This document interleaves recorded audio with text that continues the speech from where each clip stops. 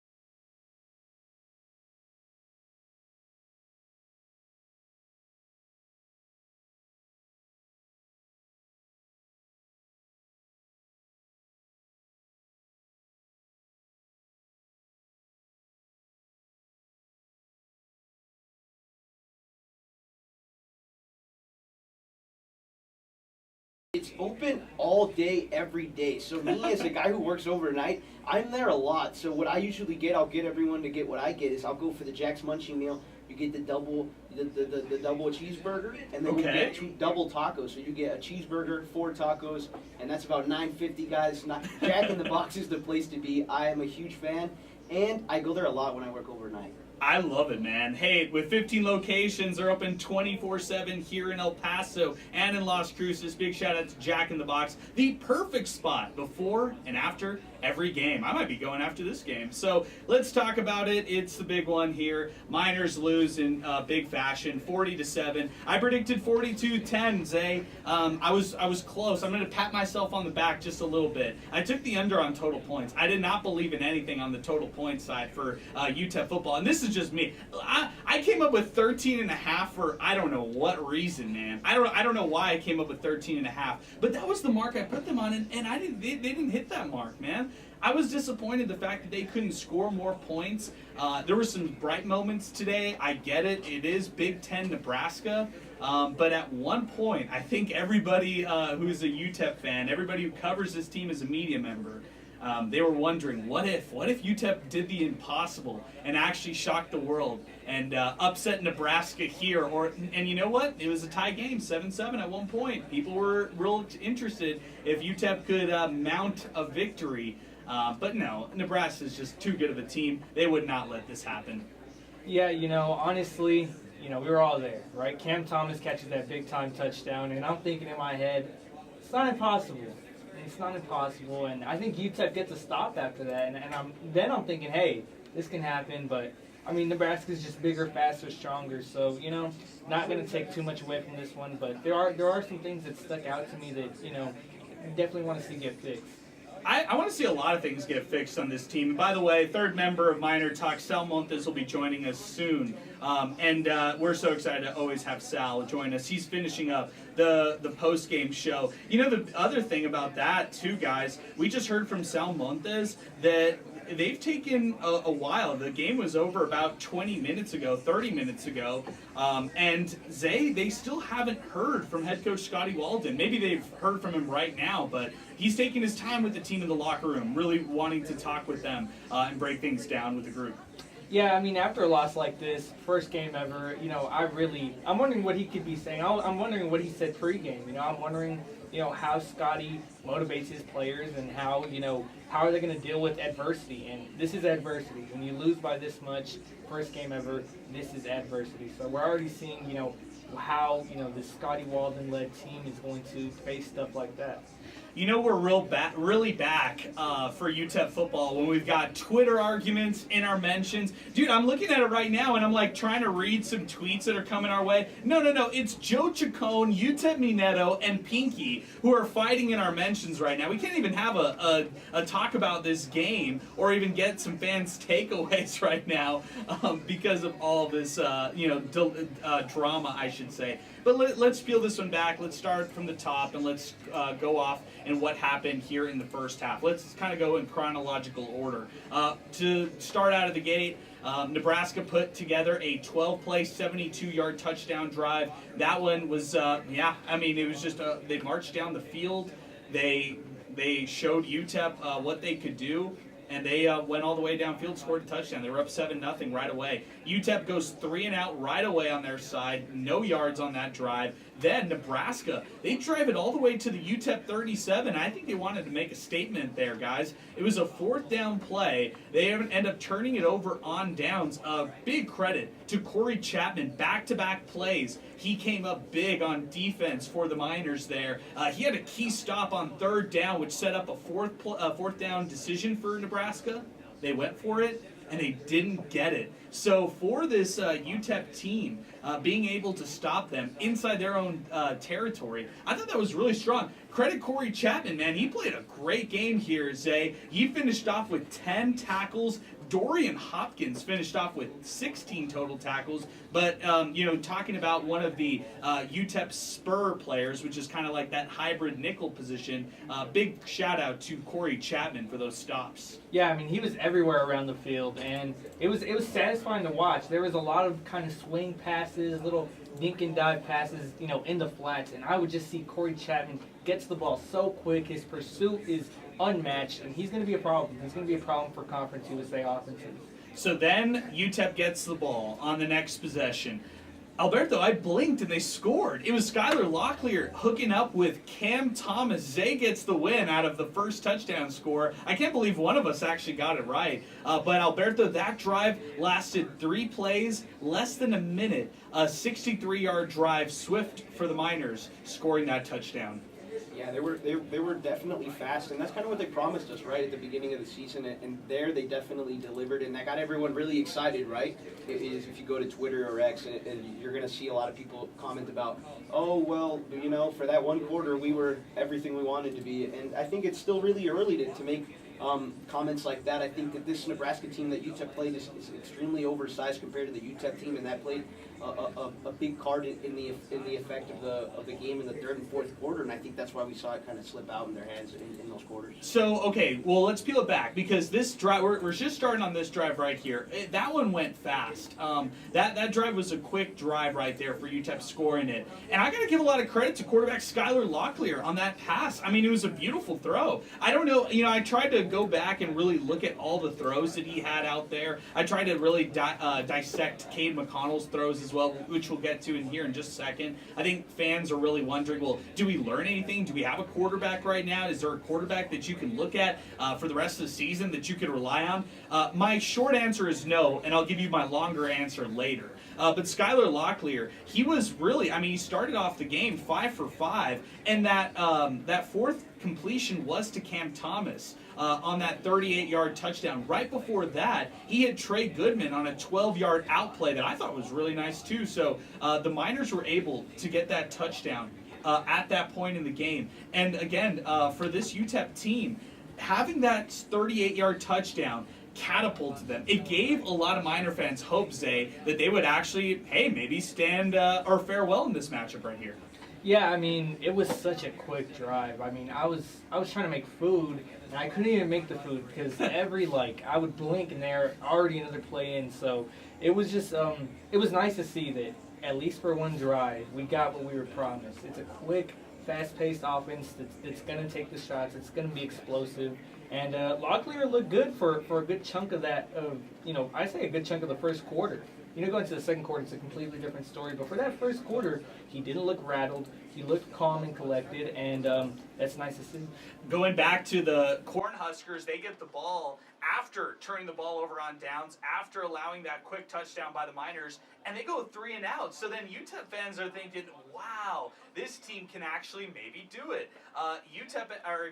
Nebraska ends up punting it. It was a great punt, and I think this was really one of the key turning points right here. It was a great punt all the way to the UTEP 3-yard line. Terrible play, and Zay, you go through it. It was a soft mesh RPO.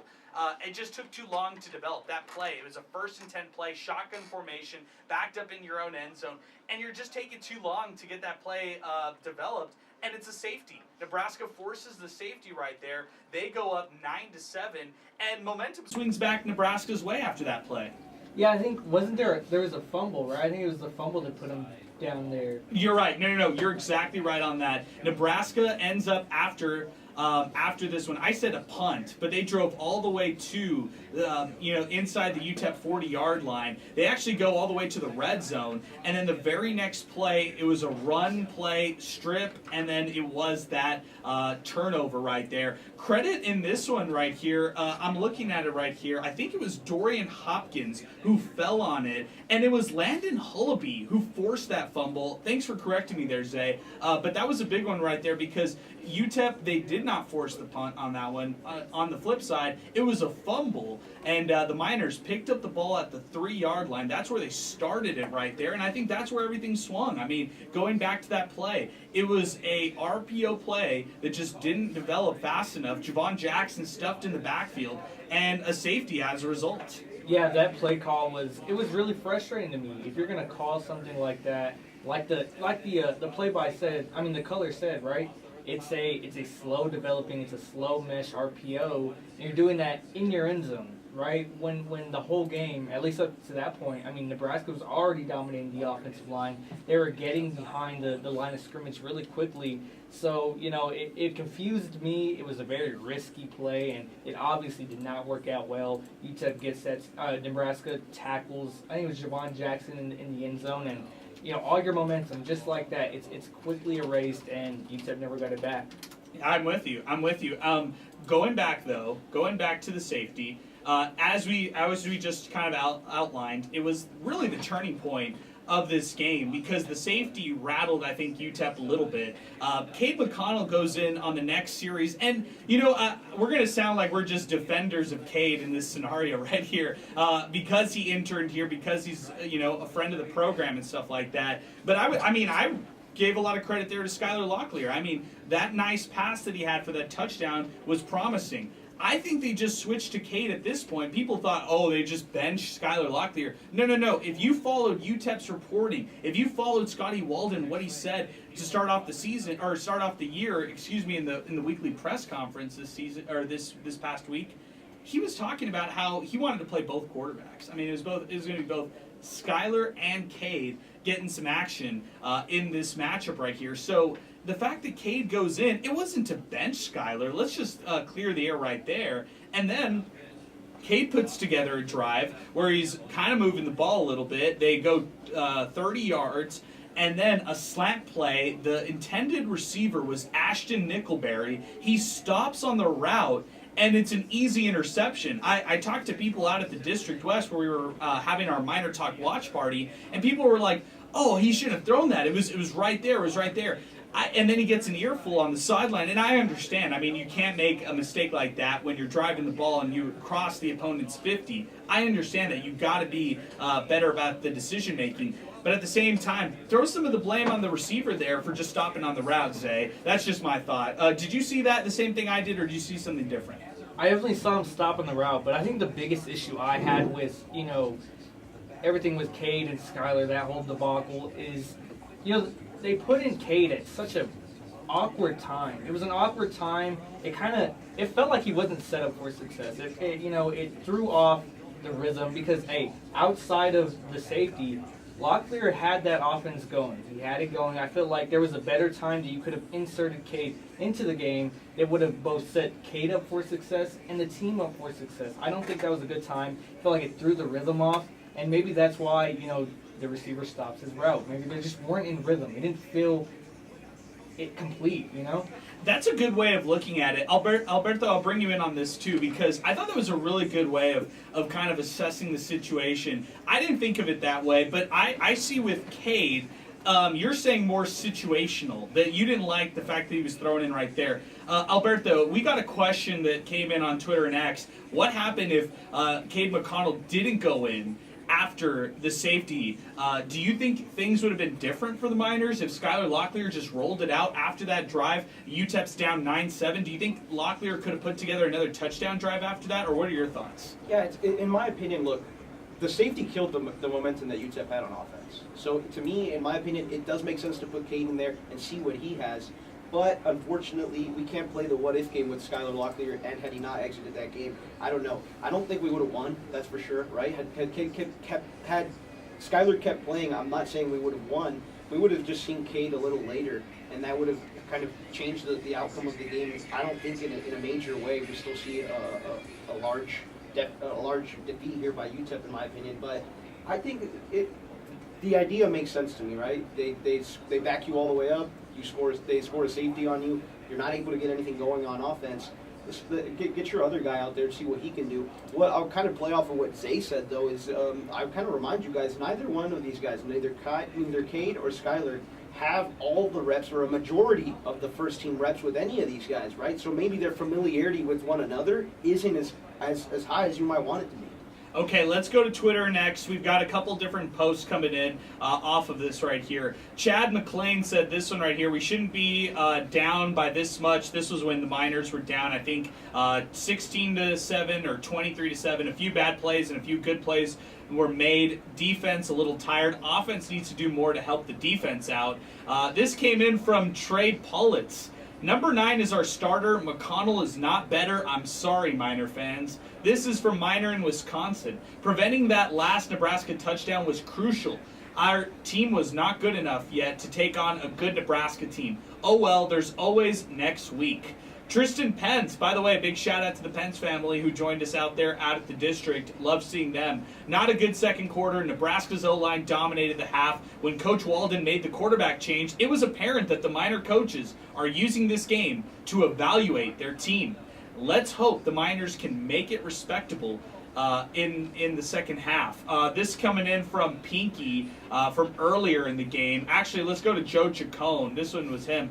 Every year we have players that we know would produce or manage something. Is it me or do we not have those familiar impact players that we can rely on? It's way too early to tell, man. Way too early to tell Joe Chacon about like impact players or any of that kind of stuff. I think what you could take away from this one is we still don't know. There's still a lot of uncertainty all across the board. There's uncertainty on who's going to be the quarterback next week. Who's, does coach just look at Cade McConnell after that interception and think, man, I'm worried. I think that's a liability right there. I'm worried that he's going to throw more of these interceptions. Or does he look at this and say, I still don't know as far as my quarterback competition. I want to extend this to the next game. Coach Walden said earlier in his press conference this past week that he would look at having maybe 2 different quarterbacks battle it out through the first 3 games. Do you think they're going to get answers this week? Do you think what do you kind of foresee their solution will be here this week?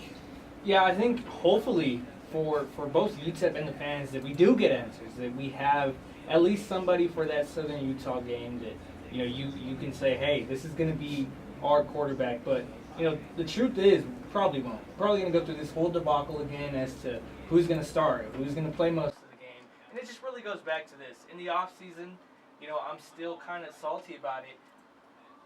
I wish UTEP would have gone, even if it was a JUCO guy, another quarterback to come in and have it a three-way competition. I just feel like there's a lot of inexperience. And I know Cade started 6 games last year, but, combined between them, it's only 6 FBS games started between Skylar and Cade.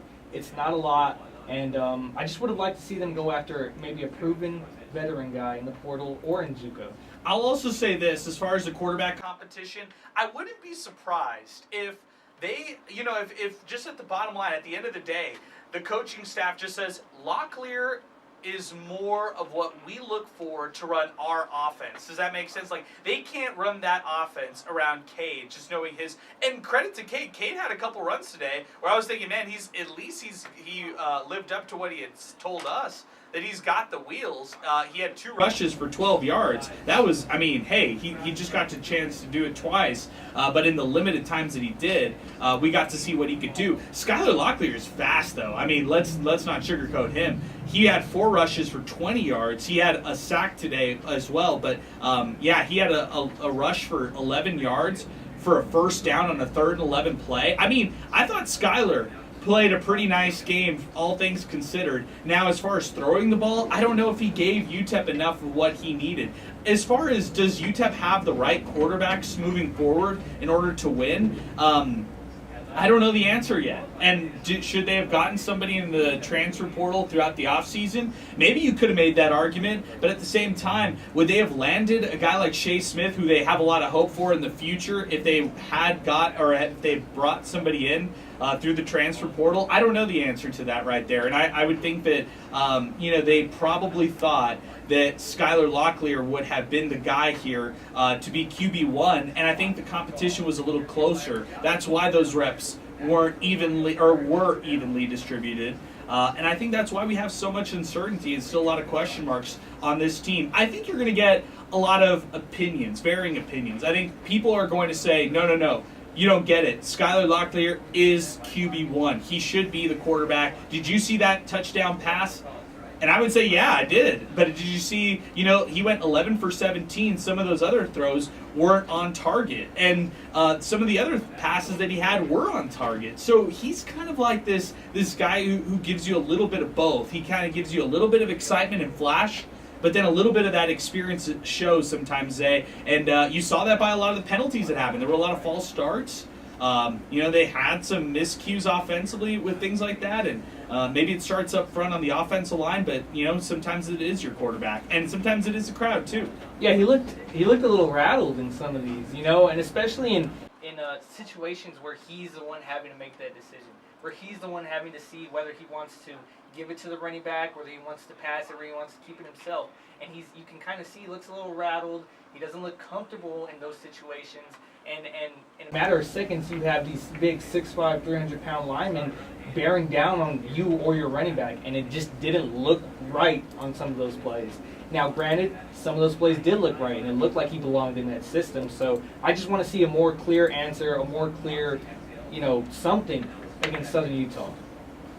Cade McConnell had 7 pass attempts. Skylar Locklear had 17 pass attempts. So they favored Locklear in this game, even though they gave Cade McConnell a chance on 2 drives to see what he could do. They gave him a late chance in the 4th quarter, Zay, but on those, it was the first play call was an incomplete pass, and then they ran it 2 times to Corey Wren. So I think they were trying to see more of what they had with Wren than what they had in McConnell at that point in the 4th quarter. Yeah, it's just kind of frustrating. I wish they went about it a different way. That way we could have – it's selfish of me. I'm talking about we as a fan. That way we could have had a more, clear view of this quarterback situation. But I still look back at it, and I think it's still maybe – I'm not going to say 50-50 because, the way that they went about it, Skylar had more reps and everything. I'd say at this point it's probably 60-40 as to who is QB1. Yeah, I'm with you there. Hey, let's keep it going on Twitter and X. David Castro, did you see this one, Alberto? The inflated Pater Pete lit up, and then the deflated Pater Pete. He said how it started versus how it ended. What did you think of that one? Yeah, that was hilarious. I think that reflects a lot of UTEP Miner fans. And look, when we were at the district, we were out there, and props to everyone who joined us. And when the Miners scored that touchdown, they blew the roof off that place. So everyone got super excited. Unfortunately, it's just not a sustained effort from the Miners, so it was a little bit disappointing towards the end there. But I think that, look, the Miners showed flashes of a lot of things they promised, and now it's time to move on to Southern Utah. Okay, now let's talk. If you were Scotty Walden, and you were the head coach right here, this is the question coming in from Andrew at Andrew3 West Texas. Big shout out to him. He was out at the district today as well. He says, does Skylar Locklear get named QB1 this week? What do you guys think? Zay, you go first. Yes, I think he does. Alberto? Yeah, me too. He scored your touchdown. Yeah, I think he does. I think you just kind of roll with it again. You kind of say, maybe you chalk it up to he won this one, and they're going to roll with him again next week, with the understanding that maybe they do explore a 2-quarterback system if given the opportunity. If they don't, if they go with 1 quarterback that entire time, would you be surprised, Zay, against Southern Utah? If they ran with Skylar Locklear from start in that first quarter to the end of that game, would you be surprised? I wouldn't be surprised, because for me, I think the biggest thing is roll with it until it doesn't work. And, if it's working, then don't mess up the rhythm. Don't do all that. And, I want to give Cade a fair shot, but if, the Miners are rolling, that offense looks good, that is not the time to kind of switch out, at least in my opinion. What about you, Alberto? Let's say this is a close game against Southern Utah. I believe it will be. Do you roll with Locklear the entire game? Yeah, if he doesn't commit any drastic mistakes that kind of, put the game in jeopardy, and he starts making moves like that, if he plays like he did today, yeah, I would keep him in there. Look, the season's long, and the Miners play a lot of difficult opponents, so there'll be, in my opinion, a lot of other opportunities for guys to get in there. Yeah, I'm with you on that. Hey, again, we are presented by Jack in the Box here on MinerTalk. Appreciate everybody tuning in here on the program. We're going to have a really cool deal with Jack in the Box coming out throughout this entire season. And with Jack in the Box, by the way, 13 locations, El Paso and Las Cruces, 24/7. So every day of the week, 7 days a week. It's open 24 hours. That's Jack in the Box, the perfect spot before and after every game. We're going to be giving away some Jack in the Box gift cards all season long. People will get a chance to nominate their favorite play from the game, and we will pick a winner. We had a lot of people chiming in on the actual big throw that Skylar Locklear had, that touchdown pass that he had, and that was one of those throws that I think a lot of Miner fans were really excited about. Before we put to bed the conversation about quarterbacks, and before we throw, and jump into another topic right now, I definitely want to continue to extend this conversation about Cade McConnell and Skylar Locklear. Let's go with a couple other points on Cade and Skylar. Let's go to Tristan Pence. Give Nebraska credit. They dominated the game up front. Their O-line and D-line outclassed UTEP's. The Miners do have some explosive skill players, and if they can clean up things, especially on offense, the Miners will be a tough team to beat in Conference USA. Tristan continued by saying this, quote, number 2, I think Skylar is the clear starter at quarterback. Many of the Miners' best players don't get many opportunities to show what they can do because Nebraska dominated time of possession. I think we will have a better idea of what type of team this will be over the next 3 weeks. And then Tristan finishes it up by saying, great to have MinerTalk back, and it was great seeing you guys out at the district. It was great seeing you and your family, Tristan. Thanks so much for tuning in and always supporting us. Really appreciate you, man. To his second point, I think this is pretty interesting, guys. Did we just forget that Nebraska consumed this game? Almost 40 minutes of time of possession for the Cornhuskers. It felt like every time the Miners got the ball back, you just forgot who even played on offense for UTEP. Yeah, that's going to be the issue. I think UTEP is going to run into that issue a lot this year because that's Scotty Walden. They go quick offensively. They're like you said, I think it was 3 plays in 30 seconds on that touchdown drive. So you're going to see that lopsided time of possession, and I don't think every game is going to be like this game necessarily, where Nebraska just dominates and your defense is, almost drop dead, out of breath every time. But you're going to see, a lopsided time of possession, especially, deep into, Conference USA play. King Eric 17. He tweets into the program, Skyler should be the starter going forward. With him at quarterback, I feel like the offense will thrive so much better. And I feel like he's just the more natural quarterback. Alberto, do you agree with that natural quarterback line? Man, that's a really difficult one to What's a natural quarterback? Yeah, I don't know, because there's so many different styles and so many different styles of play, so that's hard, especially when... I don't agree with this one, King Eric. You really got to think about is this offense is also a little bit better suited to the attributes that Skyler has, right? And that's why he got recruited into the system. That's why he's brought to UTEP. I'm not saying Cade can't do the things Skyler does. I'm just saying that Skyler was brought into the system because he has attributes that excel in the system. So I think that that's playing out. So I'm just excited to see how they move forward, obviously, from this point, because the season's just started and so has the adversity, so it's going to be a long season. It's kind of early to be fighting about things like this, in my opinion. You know, I'd also say this one right here when it comes to this team. A natural quarterback. I mean, Cade's more of the natural quarterback, quote unquote, right? I mean, Skyler, in all of the interesting things that he does at the quarterback position, whether it's being mobile, whether it's kind of that sidearm throw that he has, or like you saw in that touchdown pass to Cam Thomas, the arm and the cannon that he could display in a real way. I think that's one of the things that you could just see right there. He's not a natural quarterback. He's everything but. He's like a not normal quarterback, and I think that's what makes me excited about what the upside of Skyler could be, is the fact that he has so many different attributes to him. I think we did watch a natural quarterback out there today, but he was just on the other team. It was Dylan Raiola. That's a natural quarterback, okay? UTEP doesn't have a natural quarterback. I don't even know what it... there's no definition for a natural quarterback. What's your definition? What's your definition of a natural quarterback? My definition of a natural quarterback is an NFL MVP, is a Patrick Mahomes, and you're not going to see much of those in college. So if you want to talk about natural quarterback, then I do think Cade McConnell kind of fits that bill. If he was maxed out potential, he'd be more of that natural quarterback who's going to sit in the pocket, evaluate his throws, get it to the right guy. I think Skyler Locklear is more of an improviser, right? He'll get out of the pocket. He'll scramble with the ball. So I don't agree with that natural quarterback comment. Okay, we're gonna get back. We're gonna talk quarterback ad nauseum this week on every show, on Sports Talk, on the Republic of Football podcast, on this show right here with Sal, as he's gonna join us here soon enough after the this post game show.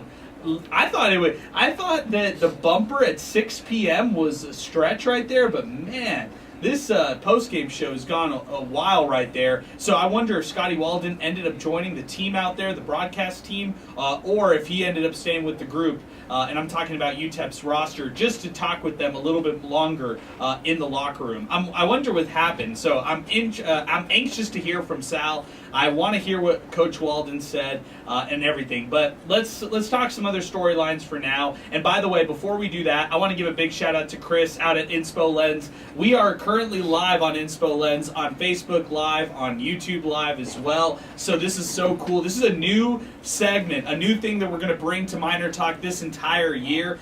We're so excited about this partnership right here. And today it's like the soft launch, but like a hard launch, because now, because of Mother Nature, because of the El Paso Chihuahuas, people weren't able to listen in or call in with their thoughts as usual. So we're having to do this one on a podcast live feed type of program, or forum, I should say. And we cannot thank Chris enough for all the help here. And check out Inspo Lens online, inspolens.com. By the way, they've got a great Facebook, Instagram, Twitter feed as well. You can subscribe and see positive storytelling all on Inspo Lens for just $5.99 a month. It's online at inspolens.com. Big shout out to Chris, and we've got this one going on right now on our YouTube, Facebook as well, those platforms where you can watch and tune in to us here on MinerTalk. And we're going to stay tuned. We're going to be doing a lot of really cool stuff with this right here. We're so excited about this one. He even had an intro for us.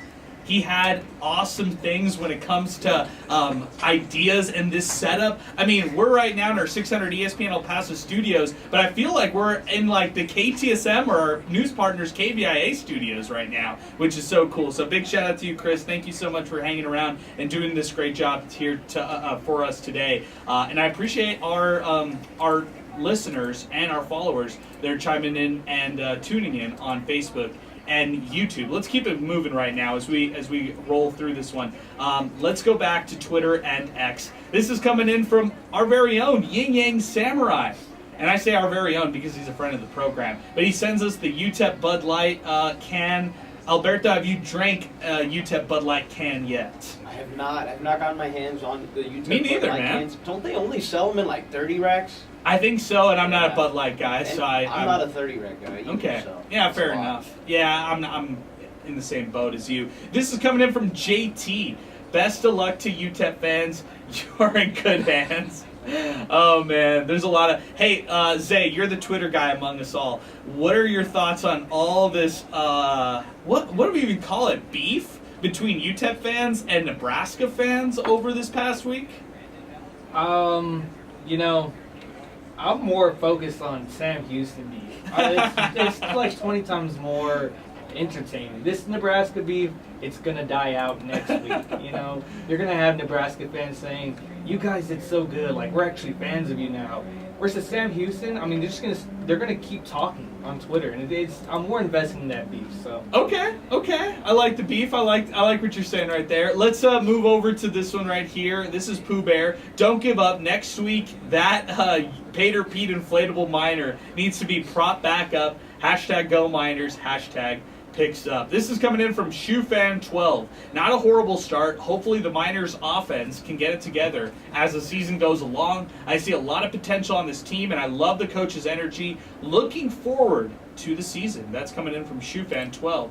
Big shout out to you, Shoe Fan. Thanks for tuning in and checking in with us here on MinerTalk as we continue here. I'm used to saying our phone number during our transitions, guys, and like during our little breaks. I'm also used to taking a break, so I'm hoping that Sal Montes can join us here in a little bit. But before Sal joins us, let's talk some other storylines in this matchup right here, and let's just ping around. Let's start off with that Nebraska run offense, man. I thought the balance that Nebraska put together, Zay, was pretty strong. But when you really look at the numbers, that 223 on the ground, the efficiency they had, Emmerich Johnson did anything he wanted on the ground, averaged 9 yards a carry. He had 8 rushes for 71 yards today. No touchdowns in this one, but he was efficient. Dante Dowdle, 8 carries, 55 yards, a touchdown tonight, and averaged almost 7 yards a carry. Man, Nebraska, they did anything they wanted on the ground against UTEP. yeah, I felt like at times, I think throughout this whole game, there really wasn't a time where Nebraska was kind of sweating, where they were kind of struggling. They kind of did whatever they wanted offensively. I felt like if they wanted to really ramp it up on the air, they could have done that. I feel like they could have picked apart UTEP's secondary much easier, but you know, it was frustrating to watch, but it was kind of expected. Nebraska's going to be a much improved team, so yeah. Another stat that jumps off to me, man, this is a staggering one right here. Total plays. I like to look at total plays a lot. It's the basketball fan in me who loves to watch shot attempts. Total plays. Nebraska 83 to UTEP's 50s, eh? There you go. There's the time of possession. There's the game right there. They run 33 more plays than UTEP. Yeah, and a lot of that, you know, it's going to be because UTEP couldn't convert. They were a lot of Third down, yeah. And you look at that third down, that's kind of the one that stood out the most to me. Nebraska goes 11 for 17 on third down. I mean, that was frustrating to watch at times, especially early in the game when UTEP, you know, when it looked like UTEP had a shot to make this a game. They were struggling to stop Nebraska on third down, and it was, you know, even one of them was 3rd and 11 early in the game, and you have a wide open receiver over the middle. It was really frustrating to watch. So yeah. I know which one you're talking about. Yep. Sal, those headphones don't work. But don't worry, you're not a headphones guy anyway. That's all right. Can you hear me? Yeah, I can hear you loud and clear. You sound great. Sal Montes in the building. Thank goodness. Oh my goodness. The post-game show is over. It's over, yes. What happened? Tell us everything. So basically, these are all the notes that I got. Oh, right that's here. a lot of so notes. It's a lot to break down. Okay. We'll do it in segments, but okay, let me tee you up. let's do that. Okay, Sal Montes, co-host of MinerTalk, he is here with us right now. He's got stats in front of him. He worked the game, producing the show for Voice of the Miners, Sean Teicher, along with the whole team. Our partner station, 95.5 KLAQ, had it for this one. Scotty Walden, head coach for the Miners, took a while to join the broadcast.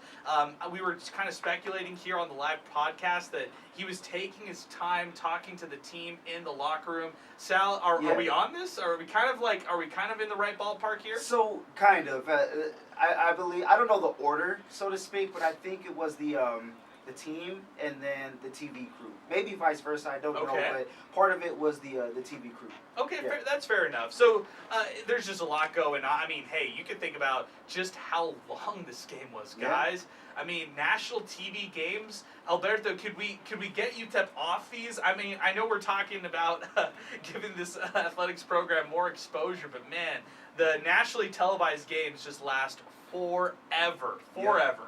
Yeah, those commercials are relentless, and you know what? Fans start to get frustrated too when the teams start calling timeouts that are late, right?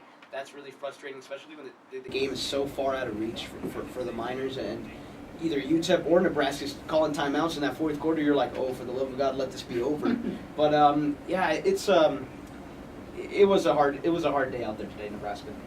Sal, it's unfair to I was asking you, I was like, oh, just summarize the post game and that kind of stuff. But then it hit me. I was like, wait a second. I know the Scotty Walden interviews. I know the press conferences. You get so much. He reveals so much to you. What were your thoughts? Just give me initially, did he take positives from this one, or was he upset? There were some positives. He said there were some flashes. Obviously the touchdown drive was huge. There was a pair of defensive stops in the first half, and there was one in the second half as well that they had. So he said he feels for the defense because they were out there for a large majority of the game. I think it was like 83 plays for Nebraska. Wow, you got it exactly right. Something right along the lines of that. But that's one thing he also said from what he saw and the way that they prepared. Which I got another answer which kind of sounds contradictory, but he says that the way that they prepared and the way that they looked, rather, I should say, on their Thursday, things like sweat, run. So he doesn't call it practice, obviously, but a Thursday gathering with his team, so to speak, that he felt that they were ready, they were good to go. But just kind of looking at it later on, he said that some of the vernacular that he used probably has to change. So I think he's playing it more on himself, like, hey, I wasn't ready. I did my best to get the team ready, but I wasn't ready. And he took a lot of accountability. Says there were a lot of missed opportunities and guys just not being in the right spot. So he'll evaluate that. Loves the effort, but he's going to look at film to evaluate things. And another thing, too, guys, really quickly, he said for a large part of the game when they were on offense, they were just a block away. So, we'll see the adjustments that are made. Okay, so I'm curious on that one, to run it back on the film. The just a block away thought is interesting to me. Tell me the quarterback stuff. I'm trying not to like be so heavy on the QB because this is starting to get I don't know. It's starting to get it's starting to drag out a little too much for me. Like even just the narratives and stuff like that. But you tell me, what did he say about the quarterbacks? Because we said that the last time we're going to talk quarterbacks is with you.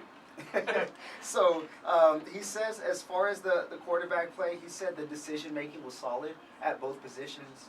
He said he obviously he wants the picks back, but he thought for the most part the decision making was solid, and he said they both had good command but not great. So I think that kind of says, hey, we're not really set on a guy going forward yet. Obviously it's still the first year under him with the new offense, so still some time to go. But about Smith, he did talk about Smith. Okay. He said he's really blossoming, heck of a player, sees the pedigree, obviously, coming from the Smith family, and that he's wired the right way. Thought he was cool, calm, and collected. So, obviously, the sample size was really small before a true freshman out there in Big Ten country.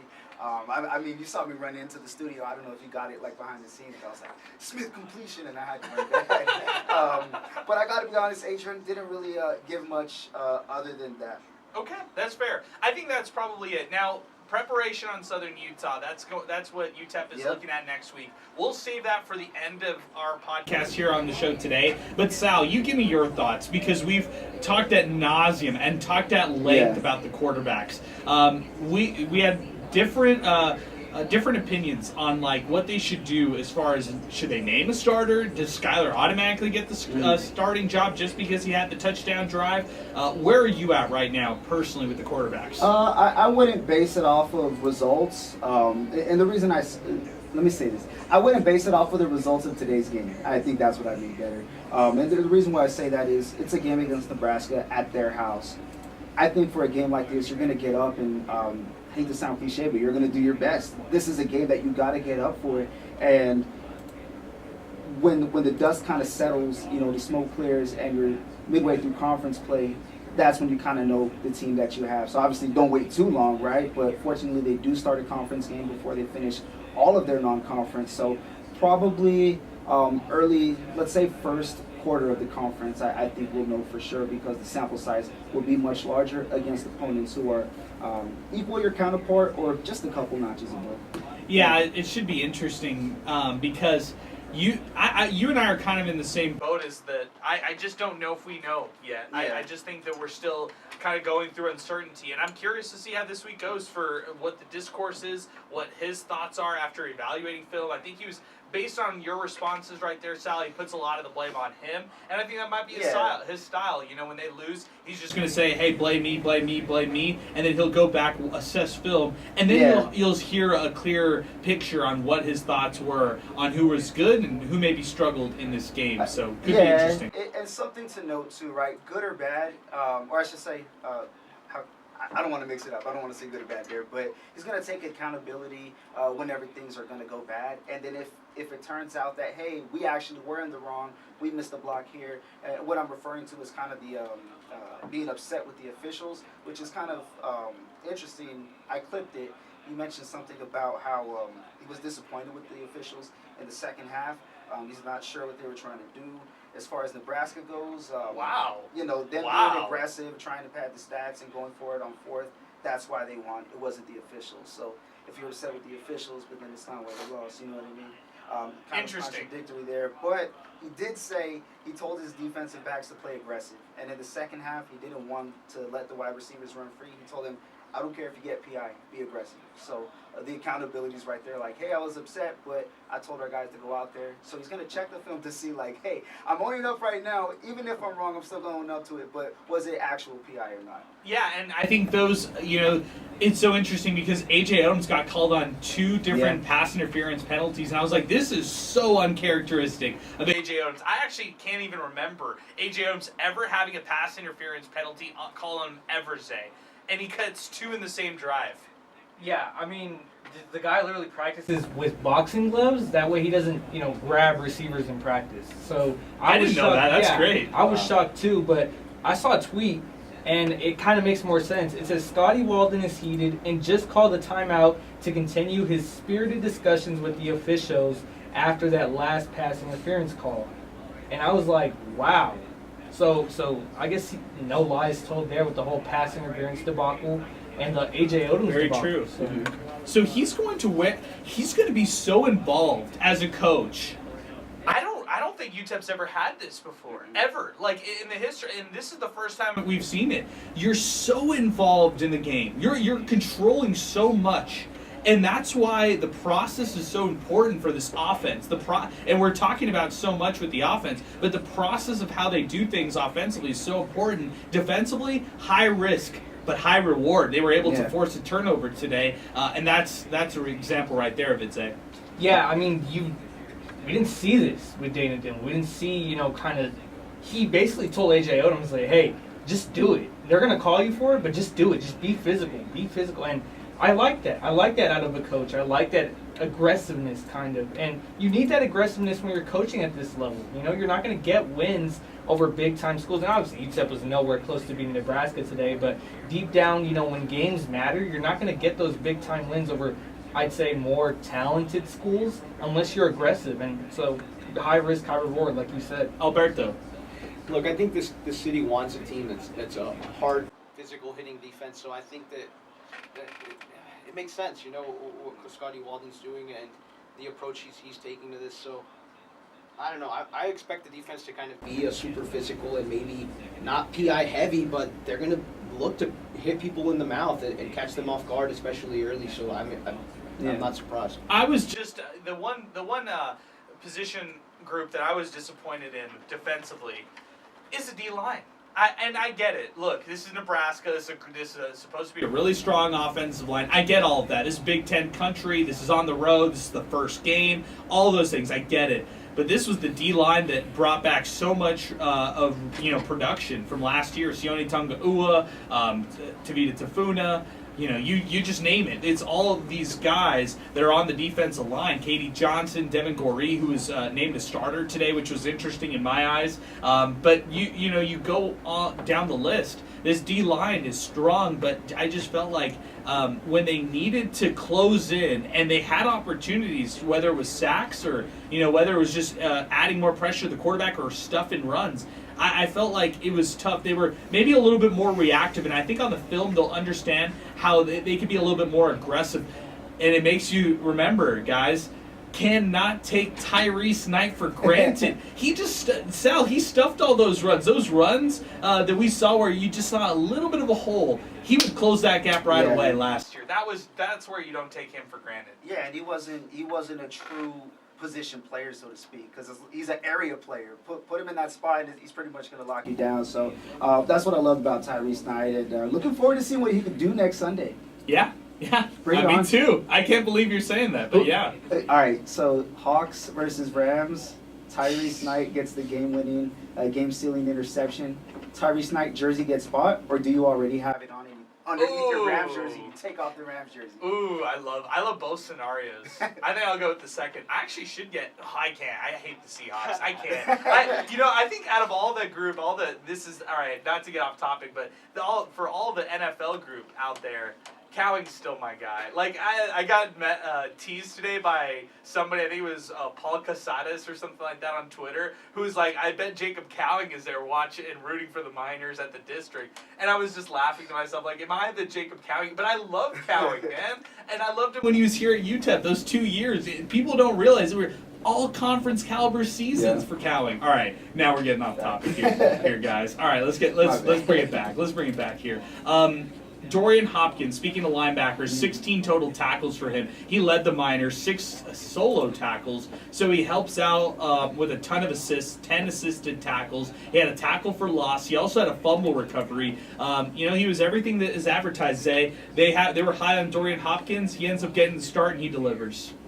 Did he get the start? I didn't think he got the start. I was a little frustrated that he didn't. Was he I thought he was alongside the linebacker who got hurt away. I think it was Jalen Ryan. Yeah.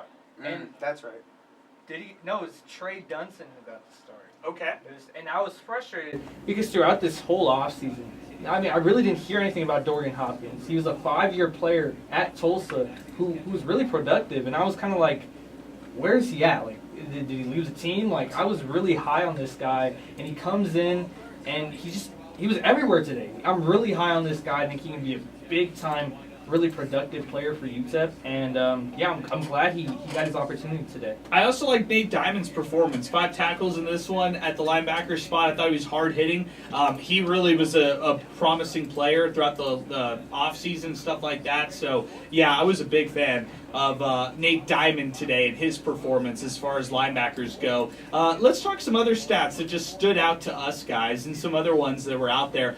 Were you all bothered by 9 penalties for 76 yards? Anybody bothered by that right there? Oh, I was irked. I was irked in my house, and it was frustrating because I think it was 2 false start penalties on the first 3 plays of the game. That frustrated me. There was the penalty on the kickoff, first play ever, and that really frustrated me. Offsides? I was just like, I thought we escaped this. I thought this was done. This is like in my nightmares. I just want to get away from it. Alberto, what did you think? Of Penalties, did they bother you? Yeah, a little bit, but look, Sal was saying how the coach wanted the team to be physical, especially after the second half, so it kind of makes sense that they were penalized as they were, and also they were violently undersized, so that kind of, in my opinion, it kind of plays into how you play the game and how the refs see the game and ref the game, so that kind of really played a part in my opinion, and it wasn't the penalties that killed the Miners. So I mean, am I worried about that? A little bit, but that wasn't the reason they lost. What about the timeouts, Sal? First half timeouts. The first half timeouts? Not really. The reason why I wasn't is because, I mean, you're used to it. Exactly. You're used to I'm used to all of it, but no. If I could be honest about the penalties, I think the only one I was frustrated with, along with the false start, was a no call actually that hit on Cade McConnell going out of the sideline. Yeah. Coach was furious on that, and Punching his neck. that was like a 10 or 20 yard swing. It was they called offensive holding on Brennan Smith, the offensive lineman. Exactly, and if if it's called the right way, maybe they get another chance at scoring, so to speak. But that's pretty much the only one that I was upset about that wound up being missed. But no, he's right, man. Coach told the refs, hey, we're going to play fast. This is who we are. This is who we are on offense. This is who we are on defense. We're going to be aggressive. So, I mean, you live and you die by it. I'm interested that that call wasn't made. Cade McConnell goes, rushes, and scrambles off to the side, and then gets clotheslined. I mean, I thought he got punched in the neck. Yeah. And Cade, credit to Cade, he just goes right back up. And then I think it got him because if you looked at him, he kind of goes down just a little bit, just slightly. That one, he'll feel that one tomorrow, Zay. Yeah, I mean, I'm watching, he comes back up, he kind of eats the hit.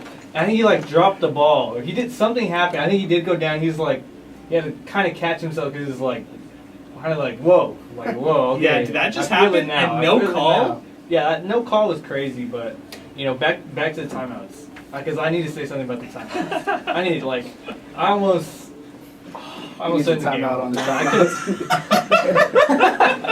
I couldn't do it. I was this is I felt like I was in a nightmare. It was the first quarter. We were already down 2 timeouts. I was like, what is going on, man? What is going on? Wow. Yeah, the timeouts were very triggering as well. I agree. PTSD. You definitely could say that for those right there. Only sack by the defense today, guys. It came by Sione Tonga'ua, which is interesting. I mean, Maurice Westmoreland, he had 2 quarterback hurries. I thought he was going to get one of those and close in on at least one of those. Yeah. But that kind of reminded me, Maurice's game today reminded me of how Praise's first game was last year. Everybody's fixated on that guy. When you are the guy, quote unquote, as the pass rusher, as the premier guy, as a first team all conference player, the other team's going to see that and be like, all right, we got to focus on this guy. And they tried to take Maurice Westmoreland out of it as much as possible, Zay. Yeah, I feel like you can go back 2 years with Praise. I mean, last season it was really, really apparent that teams were kind of closing in on him specifically. But I feel like 2 years ago, when Jadrian Taylor kind of had his breakout season, it was because a lot of the time, Jadrian was one-on-one. You can't leave him one-on-one. That's why he ate so much, and that's why those two were so dominant together. But after, the 2021 season, Praise and Megule, teams wanted to, they schemed for him. They schemed for him to stop him. And you're going to see it a lot with Maurice Westmoreland this year. A lot of double teams. Just, it's not going to be as productive. At least I don't think so. Alberto, do you feel like, they had an adequate pass rush today? Give me your thoughts on just the pass rush, period.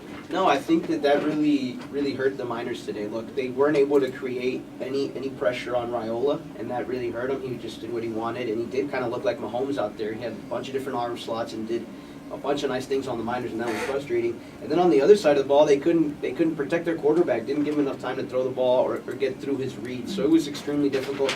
The game is won in the trenches, and when you can't dominate the trenches, when you can't create any pressure, and you give a guy like Dylan Raiola, who's, even though he's a true freshman, he's got a lot of great skills that can hurt you. When you give him all the time in the world like the Miners did, not able to create pressure with the 4-man blitz that you have, then you're going to suffer as the Miners did. Yeah, I see your point. I see your point completely. I think that the pass rush could have been a little bit better too, and I think we'll clean some of that up. I feel like Maurice Westmoreland, not going to count him out at all. I would totally side on his, his explosiveness, his ability to rush the passer, and I think he'll clean some of the stuff up in the coming weeks. So I'm looking forward to seeing how he progresses moving forward. Leo_MinerFan checking in.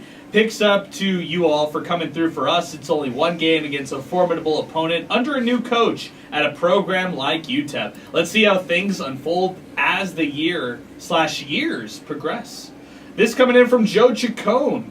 I'm not going to shy away from my affliction for UTEP, born and raised in El Paso. I've seen the good and the bad. There is nothing but good going on there. I will always be the biggest fan, and I will always want the best. We can still get that this year at a time. Miners fans need to unite and come together and show this team we support them. Love the show. Love you guys. Hashtag repping from Colorado now. Hashtag Sal is my pal. Zay all the way. Adrian is my Broaddus. Alberchuco. There you go. Alberto. What do you think? I finally got a nickname. There you go. Joe That's Chico. cool. All right, yeah. Herman Flores. Simple would have lost 70-3. True. I mean, Maybe 70. Tennessee, do you remember that? I think it was year 1 or 2. Tennessee ends up beating UTEP like 24-0. It ended up not being like that bad. I remember that. Yeah. It was, yeah.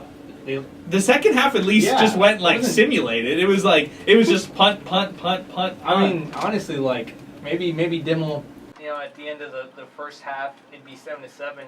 And then, you know, it blow up into 52-7 in the second half. I feel like that would happen. Okay, can we all like stop with all the like this is the first time of this, and like I just felt like when it was 7-7, people thought UTEP won a bowl game, or like It was. like No I lie. thought that the world stopped for a moment. I was like, wait a second, guys, do you all forget that UTEP was tied against Northwestern last year? Like last year, less than a year ago. Weren't they? It was They 7-0. were leading. It was 7-0, and they actually had a lot of momentum in that first half. Second half, they get blown out 37-7 or 38-7. So I'm just thinking to myself, like, Miner fans have they do it to themselves, and they do it to themselves because they get excited, they get all this hope.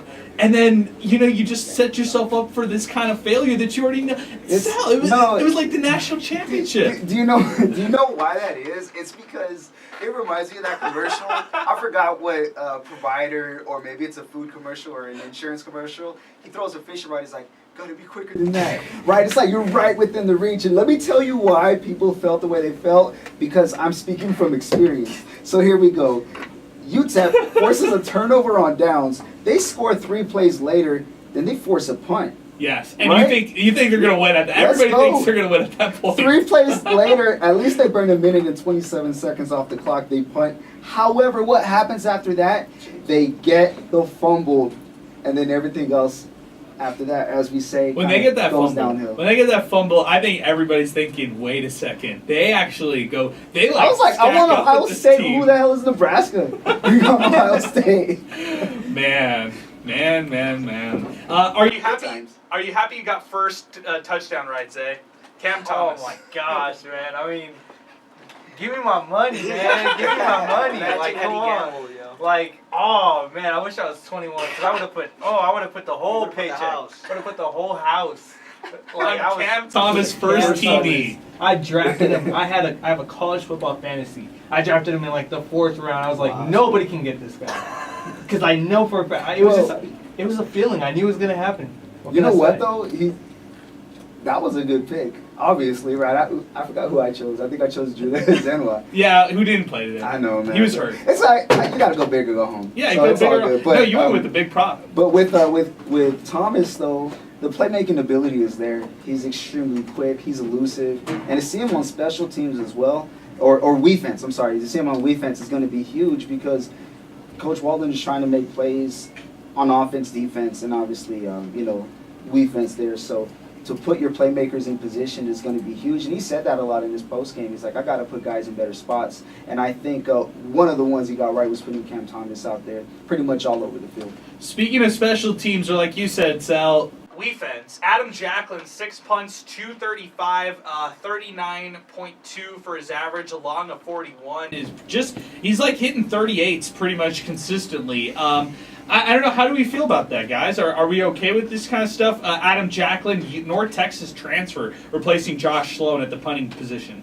I mean, compared to what I saw in the spring game, I mean, I was pleasantly surprised. I mean, I was like, wow, these aren't bad punts. He looks a lot more calm. There was not like a single time that I saw him get that snap or anything. I was worried it was going to get blocked or something. Granted, I don't think Nebraska sent the dogs at any time, but everything looked kind of clean, at least on the punt. Punt return, on the defense, when you're going out to tackle, the returner, there were some times I saw some creases. I was like, that's going to need to be fixed. That's going to need to be fixed. Okay, the big stat that UTEP loves to chart is quote-unquote big plays, okay? They love to do these. Like, who has the big plays? Who can give us the chunk plays? Because this is what they love to pride themselves in, okay? So I'm going to read you all their quote-unquote big plays. These are anything over 10 yards, okay? So number 1 is the touchdown, the Skylar Locklear 38-yard touchdown pass to Cam Thomas that we just mentioned. Number 2, Skylar Locklear 21-yard pass to Jaden Smith. This was in the fourth quarter, okay? So this was pretty much garbage time at that point. Javon Jackson, 13-yard run. This was in the first quarter. Cade McConnell, 10-yard run. That was in the second quarter. In the third quarter, you had a Skylar Locklear 11-yard run. That was on a third down, by the way. Really like that play for Skylar Locklear. And then a 12-yard gain by Javon Jackson. This was also in the third quarter. So for UTEP, only 6 big plays. Any thoughts on this right here as far as 6 big plays for the Miners here? Only. They pride themselves on being explosive on these big plays. I was definitely hoping for some more big plays, especially I was hoping for some more shots, maybe some more play action shots, but just the opportunities just weren't there. They weren't there this game, especially, the run game was not, Yeah. You need the run game to be functioning to take those type of shots, so I'm not surprised that they only had 6, but I am a little disappointed that they, only had 6. Okay, Zay brought up the third down conversions, Alberto. I'm going to read you all their third down plays, okay? This is from the start. First quarter, false start on Brendan Smith, 5-yard penalty. After that one, Skylar Locklear complete short pass to Cam Thomas for 2 yards, punt right after that, okay? Then, next time around, when they had a third down play, this was actually in the first quarter. It was a Skylar Locklear rush in the middle for 7 yards. It was a penalty for holding on UTEP. That was declined because he didn't get to the first down anyway, so UTEP ends up punting. Then, second quarter, Cade McConnell, his pass was incomplete to Kenny Odom. This was his first time that Cade McConnell was thrown into the mix with UTEP's offense. His intended target, Kenny Odom, that pass was broken up, ends up punting right after that. Then, later in the second quarter, this was another third down play for UTEP. A McConnell pass that was intercepted. We talked about this one. Malcolm Hartzog, who ended up picking that one right there. That was in the second quarter. Then moving forward, third quarter, Skylar Locklear, he rushes for 11 yards. They get the first down on that one. That was on 3rd and 11. Then later in the third quarter, Skylar Locklear, incomplete pass to Trey Goodman on a 3rd down and 9 situation. Moving forward, later in the third quarter, Skylar Locklear, incomplete pass to Trey Goodman. Another third down play in the fourth quarter. Skylar Locklear pass complete to Jaden Smith. This was the 21-yard gain. This was a first down. Corey Wren, a middle rush in the third quarter for really 5-yard loss. That was also a third down play. And then the final third down play that we have to chart here was a Shea Smith pass complete to Josh Dye, caught for 11 yards and a first down. 3 third down completions, or conversions, I should say, for the Miners out of 10 attempts, Alberto. Yeah, that's horrible. 30% is not going to get you much in this day and age of college football. But also, I'm just more excited to see how they're going to do this against teams more their speed, right? It's kind of unfair to say that this is going to be the standard for the entire season. This Nebraska team you could make an argument might even finish the season ranked. So let's not just jump out on the Miners just yet. Did they have some horrible attempts on third down? Yeah, and you need to cut back on the mistakes. You need to be more disciplined on third down. What I hate to see on third down is a flag. All right, let them get the first down by just flat out beating you out. But when you commit a flag and you give them the first down for free, that's what stings to me more. Yeah, I'm with you. All right, now the third down rush attempts, does that bother you, Zay? They rushed the ball 3 times out of those 10 attempts on third down. Does that bother you?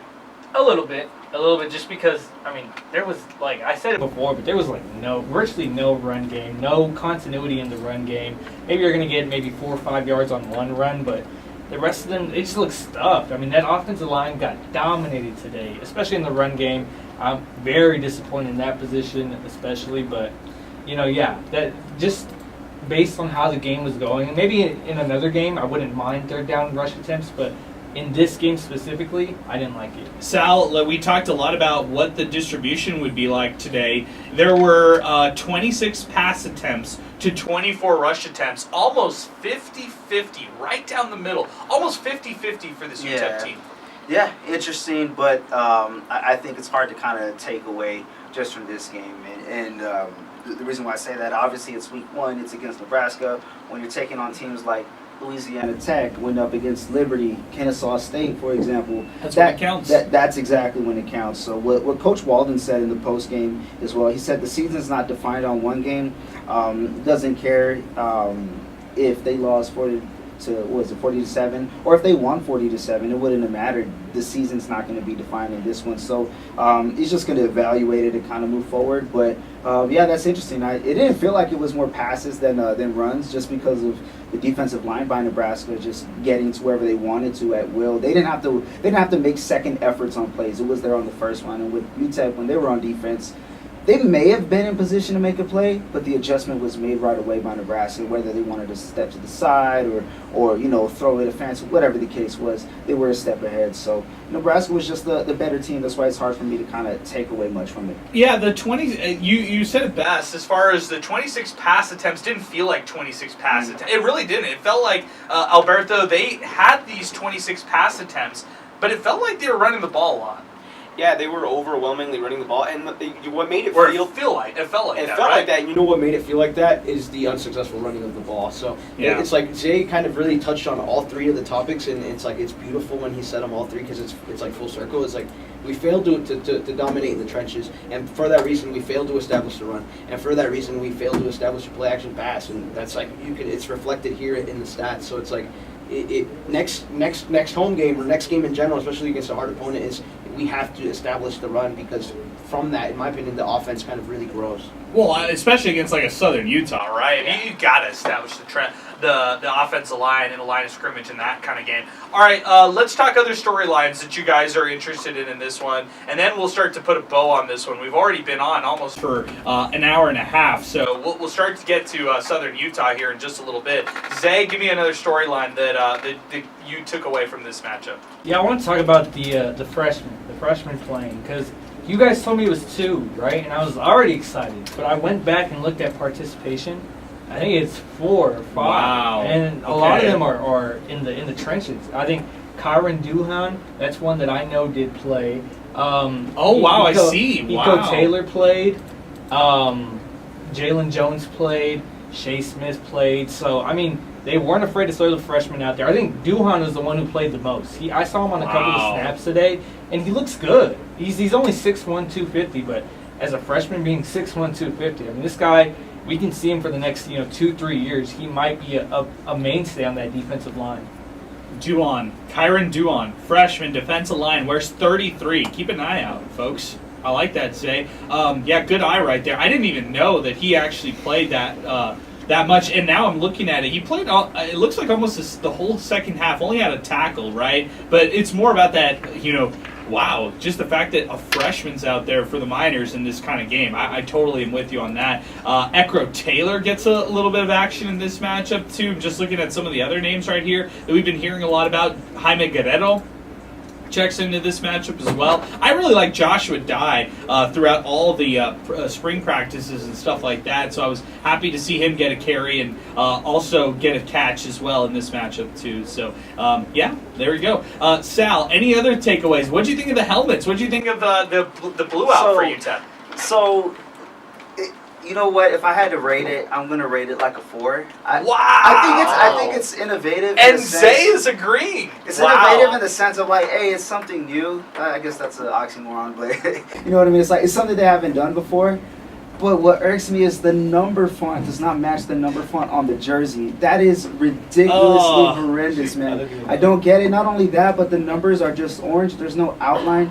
When their base is white and blue for today, when it comes to the shirt and the pants, it's not really like that on the helmet, because the orange is kind of just outshining. It looked like the Oklahoma City Thunder football helmet, if it existed. And I love OKC, but I just don't like that. I don't like the UTEP font. to be honest. Okay, Alberto, were you swayed the other way because of this? No, look, I was swayed the other way from the jump. Look, I have to go back to last year at some point in MinerTalk. I personally attacked the pick on the helmet, so them moving to the swinging Miner is kind of like, I feel very, very satisfied. I feel happy right now. They listen to me. It's like Christmas. I woke up on Christmas Day. I enjoyed it. I liked that they innovated with the helmet, with the numbers on the helmets. Yes, you're right. You could kind of touch it up a little bit and design it up a little more. But I liked it. You could have gone with the all color, right? You could have gone blue on blue. But I don't know. I probably would have gone all white if I really wanted to. I think that's really clean. So, do you think the oranges match? Zay is like dying here. He can't even sit still. He's like dying over here to get in on this. Go ahead, Zay. Just grill it. Just kill this uniform right here for everybody. First off, the oranges do not match. It's the ugliest thing I've ever seen. It's going to be uglier if UTEP ever wears these at the Sun Bowl because the turf is dark orange, the uniforms are bright orange, but that's another story.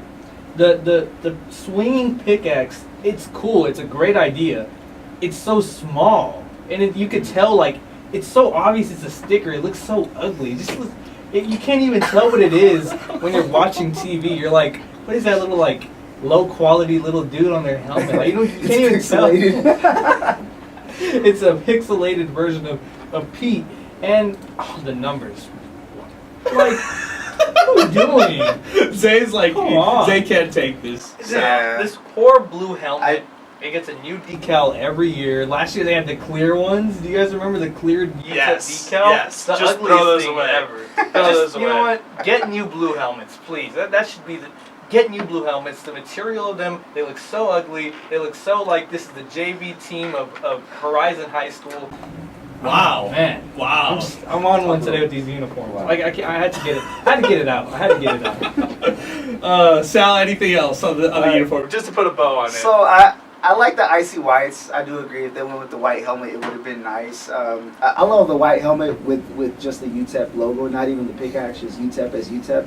As far as the painter that they use on the helmet, it's cool, but I think it's better as a patch, not so much an emblem. You know There what you I go. mean? That's a good way. I think we can all agree with But that. as far as the numbers, man, that's what really kills me is because it doesn't match. You know, they look like UTSA helmets. So that's my problem with like the blue unis for game one is it's you come off as UTSA. Like you're UTEP. Your dominant color is orange. Look at that poster over there. It's orange. Like, UTEP's an orange school. Like, that's the dominant color right there. They're supposed to be dominant with that orange. And like you said, there's the mismatching, the conundrum that is never going to solve itself. Everybody's already purchased every single shade of orange, and no one will ever, ever, ever have, or we will never see the Sun Bowl or any of these UTEP athletics events where everybody's wearing the same orange. That's just not going to happen. And so as a result, now you're having to compromise and just go with the blue. But I feel like if you're trying to put your product out there and be on a national stage, go with the orange. This is like, I know we joke about this, but this is an identity issue. Like, this is a real identity issue that UTEP has.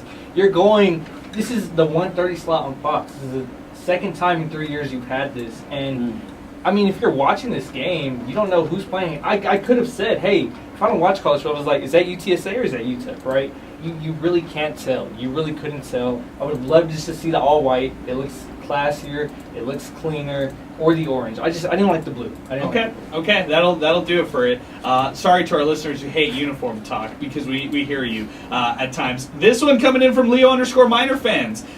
He's listening to us live, by the way. Shout out to you, Leo. Not gonna lie, I jumped out and screamed on that touchdown the loudest since the Dana Dimel special in the New Mexico Bowl. Wait, can we get a consensus on what's the Dana Dimel special? Is it the tush push or is it the fake tush push pass? What is it? It's the fake tush push because it was successful.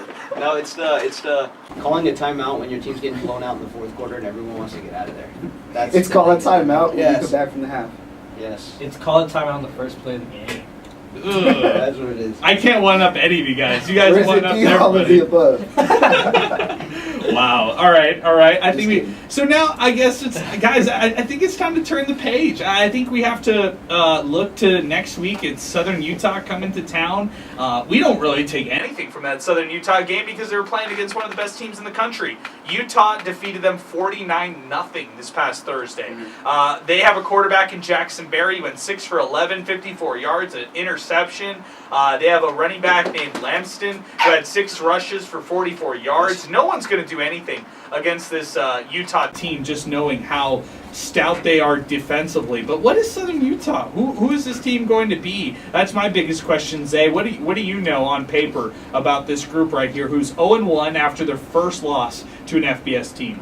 I do know that they went 6-5 last year, and Austin P did beat them by 3 points. It was a high-scoring 48-45 game, and I'm not sure who Southern Utah is, but at the same time, I'm still not sure who UTEP is. So we should be in for. I think it'll be an interesting game on Saturday. They always are.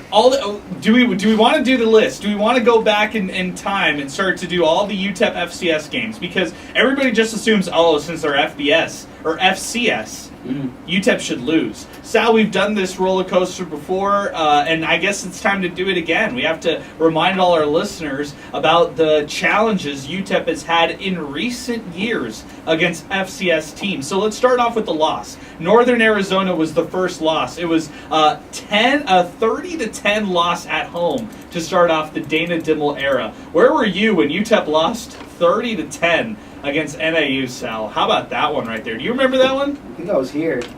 I think we were both here. I was here, but they weren't there. No, that was obviously a heartbreaking one. But in all honesty, that was one that many expected.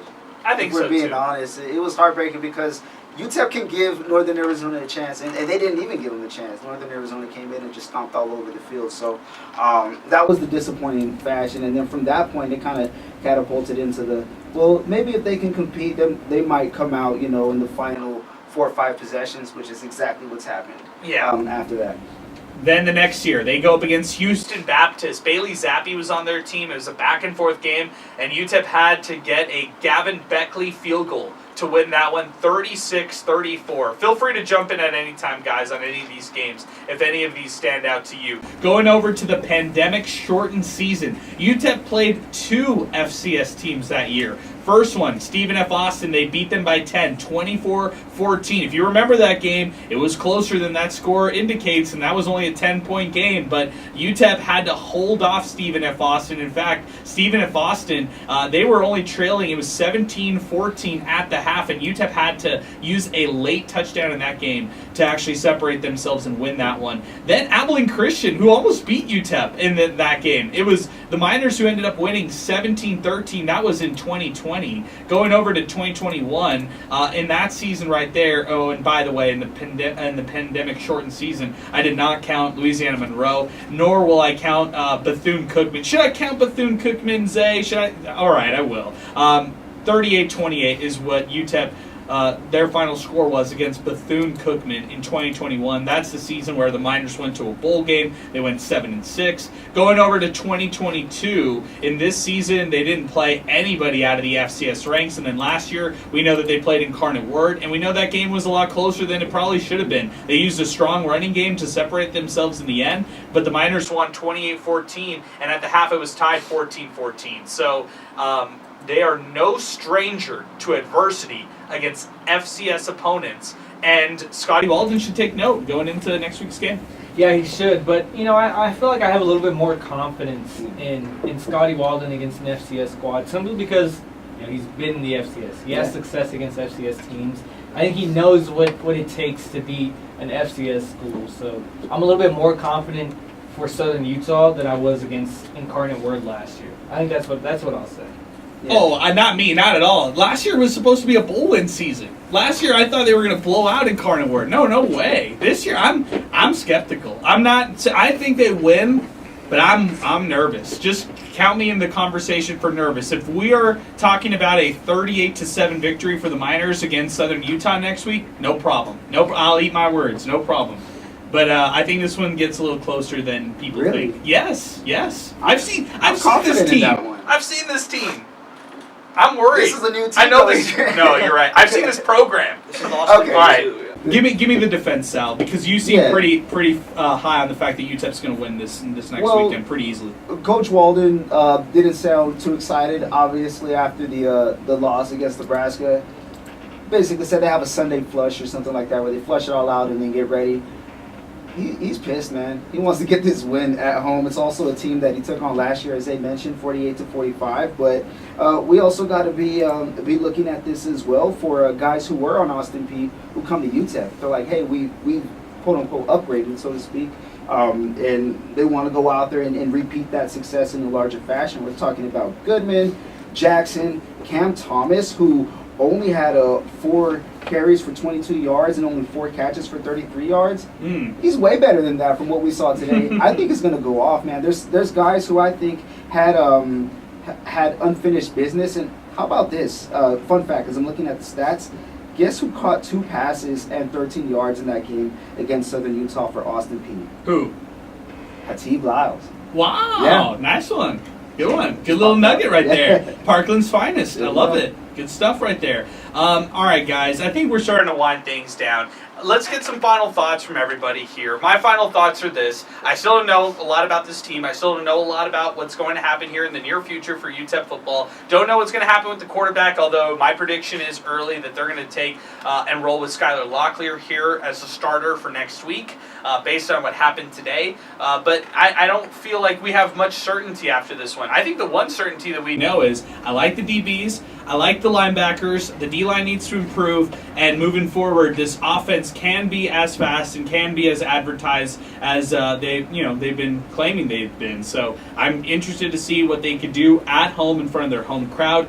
All the hype, highly anticipated, and I don't think the momentum's necessarily going away, but I do think that fans are going to be really, really locked in on next week. Let's start with you, Alberto. You give us your final thoughts here as we wind things up here on MinerTalk.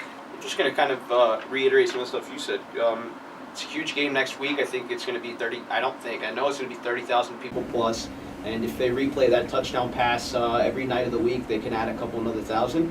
But if it's just about, I'm kind of curious about the media tours that the athletics is going to go on to try to kind of get some more excitement going right before the game. And I'm expecting it to be a close one against Southern Utah. A lot of guys transferred from Austin Peay to the UTEP Miners, and now we're kind of the Austin Peay of El Paso, right? We're El Paso Governors. We're the El Paso Governors, and we're kind of making ourselves into Miners. But a lot of that team that just defeated Southern Utah by only 3 last year, they're here with us. So I don't think we're light years ahead of them. And so I think they're going to want to come in here. Southern Utah's going to want to come in here and punch us in the mouth so that they can take a win from us as they almost did last year from Austin Peay. So I think it's going to be a close game, closer than a lot of people realize, and I'm excited for what we're going to see. I have difficulty following Your possessive tone, my friend, but let's keep it moving. You were saying we, and then you said Austin Peay, and I was like, what? I was like, wait, what? So I was like, no way, what? But no, I got you. I ultimately get you. I think, you know what you just said right there as far as the media tour really intrigues me too, because how do they pitch this? What's the sell? Just, come out, watch a new product, watch a new team. I guess that's the case. Sal, your final thoughts here from tonight. So 2 things. I'll go 1 for today and then going into the game. But 1, I think they played. I think the outcome is kind of what I expected, and I think the same could be said for a lot of people. Nobody really expected UTEP to go out there and pull off the upset. Maybe put up more points that I can get, but ultimately it's just a team who's bigger, faster, and stronger, who executed more. UTEP didn't execute much, if any, today. So when you get to go against a team who is more your speed, you may be a bit more than their speed. I think they're going to have a bit more success, and then that's number 2. Them being able to put all the talent, and I think you said it right now. If they replay that touchdown pass, I think if they practice that potential touchdown pass that they missed, they're going to get a couple more thousand on that too. So the opportunity's there, and that kind of segues into the final point I wanted to make. John Teicher, right before the end of the post-game show, he said, I kid you not, mark my words, Walden is going to win. There's too many skilled guys. Okay. This is a guy who's on his 45th season broadcasting UTEP football. Very, very strong guy. And, doesn't really say things like that. So. Okay, I like it. Zay, your final thoughts. you know, we talked about this in the preseason pod, and, you know, I want to say next week UTEP finds their identity. They find out who they are and who they're going to be under Scotty Walden, but I know it's not true. It's not going to happen. You know, like you said, the season doesn't start until October. The season doesn't really start until Sam Houston. Because by then, we should know who this UTEP team is. They should know who that UTEP team is. We should know who the quarterback's going to be. We should have a somewhat of a foundation for this season alone. I'm not talking about for seasons next, you know, for this season. Yeah. We should know who UTEP's going to be, how they're going to win football games, but also how they're going to lose football games. So for me, you know, as long as you win, you execute like Sal said, you know, I'm not looking for too much. That's all I'm looking for until October, when we have a more clear view as to who this team really is. Okay. Hey, special thanks to Chris. Over with Inspo Lens, we have a Facebook Live and YouTube Live that we're going to be doing all season long with MinerTalk. I mean, hey, we've got football season that we're going all the way through November. Basketball season starts October 28th. So we are so excited to be partnering up with Inspo Lens. Check them out online, inspolens.com. Positive storytelling, all on Inspo Lens. Check them out online, $5.99 a month to subscribe now for some great storytelling, all made here, like we're talking about here with Chris. Also want to give a big shout out to Jack in the Box. They are our sponsors here on MinerTalk, and a big shout out to them. They're open 24/7, 365, 7 days a week, and 15 locations in El Paso and Las Cruces. Our Jack of all plays, it's going to Skylar Locklear's touchdown pass to Cam Thomas, no question about it, and we'll pick a winner for this big play. Those who chimed in on this one right here, and we'll award them one of the, one of the Jack in the Box gift cards that we had. Sal, everybody talked about Jack in the Box, and we love Jack in the Box. You and I. Yeah, because sometimes when we're here up until 3 a.m., 4 a.m., the only place to go with quality food, no traffic in your drive-through, and right by the radio station, it's Jack in the Box. Yeah, it's right down the street from us. It's clutch. Definitely comes in handy when the Miners play those tournaments on the West Coast. So they got those 10 o'clock broadcasts, and we've been in the studio for some hours, and a quick Jack in the Box run. Hey man, give me like 5 minutes, I'll be right back. So yeah, speaking from experience. Love it, Sal. Love it. And hey, really appreciate people like the District West, 3233 North Mesa, all the people who joined us out there. Can't thank all of them enough. Can't thank all the listeners out there enough for downloading, subscribing, and always tuning in to MinerTalk. Special thanks to the Oscar Arieta Agency. They helped support us with the Win the West contest. And also our supporting sponsors like New Start Homes, 915 Tours, and of course, moving forward, Wind Supply El Paso. That'll do it for us. For Zay Calindo, for Alberto Ureta, for Sal Montes, I'm Adrian Broaddus. We are signing off and saying so long. Thanks for listening to MinerTalk right here on 600 ESPN El Paso. Let's do it, man. That was awesome. What's up, guys? That's fun. I'm just doing an outro. On I can't believe the font. I was a loser when you were talking about the number of She was funny. Go finish. Oh my God. You guys roasted the shit out the thing. I was like, Is this oh the my helmet or god. is this a season ticket pamphlet? What are we doing, bro? What are you doing, sir? I saw that Yeah, and because I didn't see it first. I heard it when I think John mentioned it or Mondo mentioned it. So I'm like, cool. I checked Twitter and Zay had already posted it. So I'm like, it's not good. It's not good. I So